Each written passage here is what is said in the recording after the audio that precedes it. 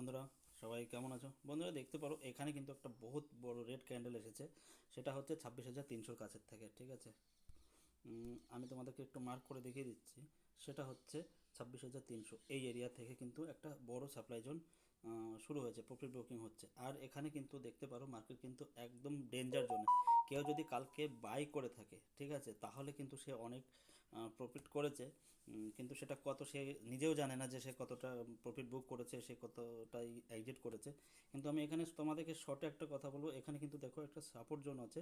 সেটা হচ্ছে 25,700 থেকে 25,650, ঠিক আছে। যদি এর নিচে আবার মার্কেট ব্রেক হয়, ইয়ানি ভেঙে দেয় এই লেভেলটাকে, তাহলে কিন্তু মার্কেট সার্টেনলি আবার ধীরে ধীরে ও গ্যাপ পূরণ করতে আসতে পারে। তো বন্ধুরা, মানি ম্যানেজমেন্ট কন্ট্রোল করে তোমরা বাই বা সেল করবে, ঠিক আছে। আমি শুধু তোমাদেরকে সাপোর্ট রেজিস্ট্যান্সটা বলে দিলাম, কিন্তু মার্কেট এখনও ডেঞ্জার জোনের মধ্যে আছে। থ্যাংক ইউ বন্ধুরা, ভালো থেকো সবাই।